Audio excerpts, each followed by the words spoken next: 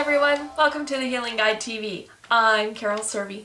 Today we continue our discussion on the brow chakra series.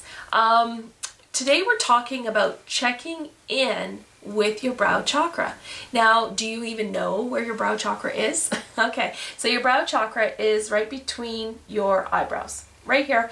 And of course you have the will center chakra on the back side. So brow chakra, will center, brow chakra, feeling center. Okay, great.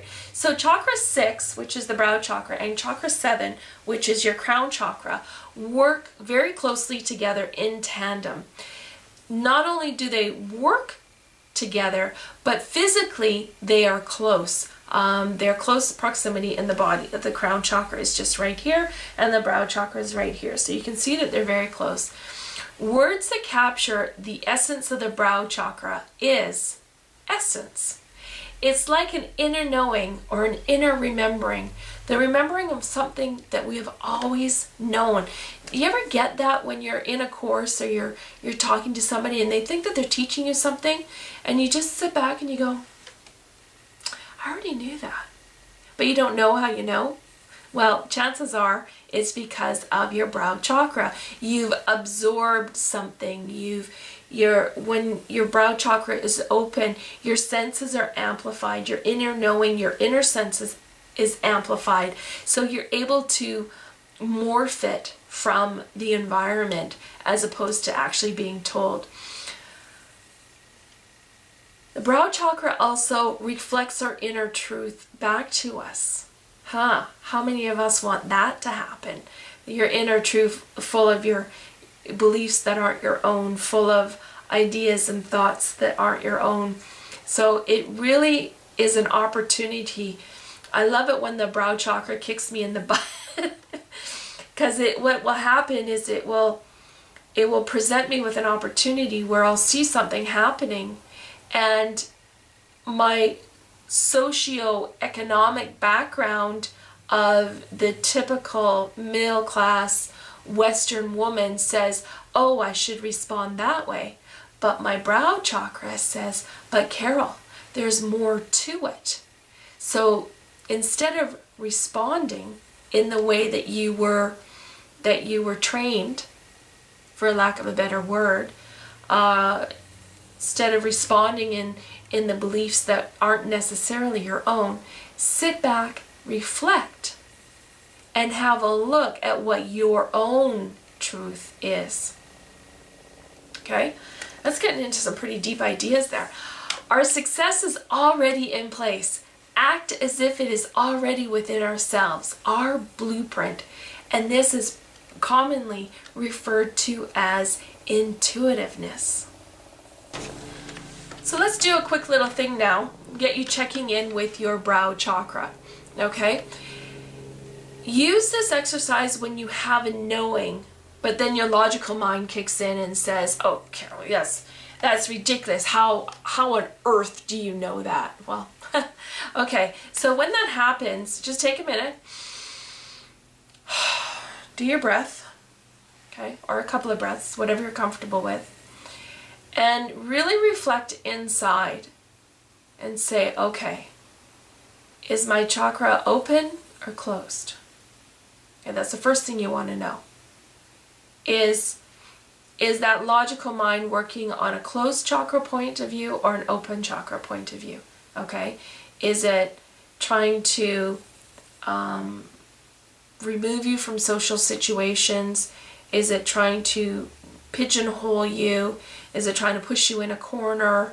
Or is it trying to open up and provide opportunities and expressiveness and creativity? So those are some of the ways you'll know whether it's an open or closed chakra. We also want to check for your patterns of doubt. So again, when your logical mind kicks in, you've had this great inner knowing, I knew that. I knew that that was the right thing to do. Oh, Carol, that wasn't the right thing to do because na. Well, check in with your self-doubt. Okay? Take your breath. Say, okay, where is my self-doubt level at? Is it at number 1, where it's not really self-doubt, it's just an inner knowing? It's you have a knowing, and maybe this is adding to it. Or is it at a 10, where it's your ego kicking in, and your ego's creating doubts, and your ego wants to pigeonhole you, and you were told that you were no good, and that you weren't smart, and that you didn't deserve this, and that's what's going on. So you need to check in with your pattern of doubt from a 1 to a 10, okay? There's a part of the brain called the ancient mind. It has a very old networking patterns that connect us to other members of your tribe. Its job was to use the logical mind, okay? So that's that logical mind that kicks in and creates doubt. It used that logical mind to create survival decisions. These survival decisions we talked about briefly in another video I have called The Responsibility of the Third Eye, and I will provide a link to that. These survival decisions are less important today because really you're not going to be eaten by a tiger in this day and age. Unless you're going on a safari hunt in Africa where that might be a risk, it's not a risk. You're not going to be eaten by a bear in the middle of the city. They're just not required anymore. So our intuitive side is now able to start to opening up. And the ancient mind is still trying to override it, quiet it, step it down, take it over. But you gotta give it a break. For centuries and centuries and centuries, that ancient mind, that survival mind kept us safe. Okay, it told us, no, don't go out in the woods at night because something's going to eat you or chase you, or but it's not quite as important today, but it doesn't realize that. It hasn't quite come to terms with that.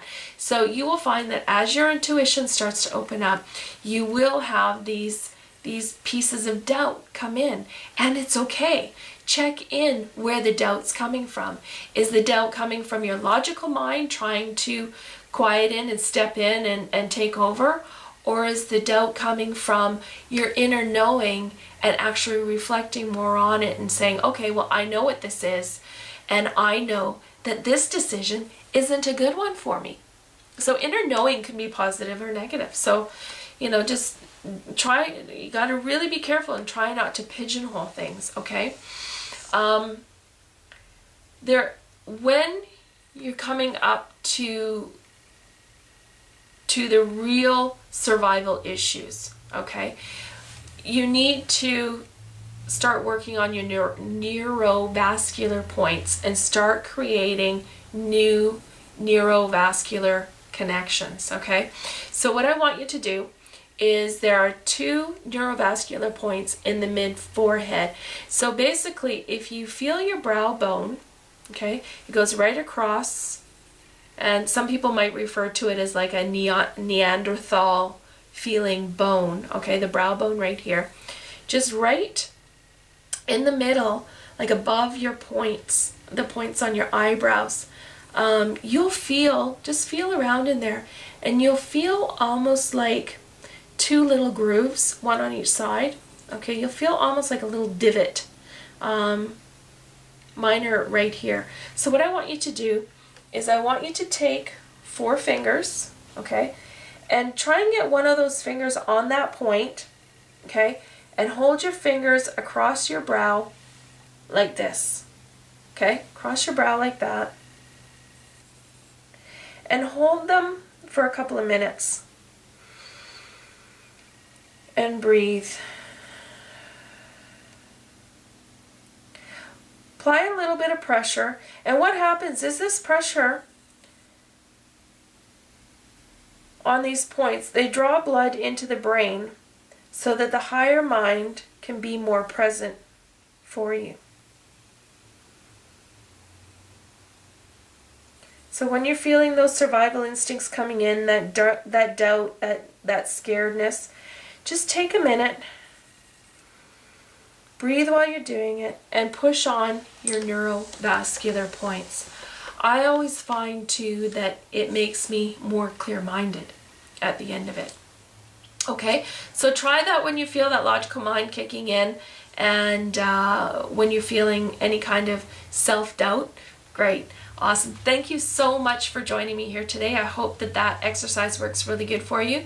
If you have any comments about it, give it a try and let me know what you think. I always appreciate comments. I also have a bunch of like buttons around here somewhere, so I would really appreciate it if you would share it with your friends, family, post it on Facebook. I love sharing this information with you, and I am so grateful that you allow me to do that. Thank you so much for joining me here today on the Healing Guide TV. I'm Carol Serby. Goodbye.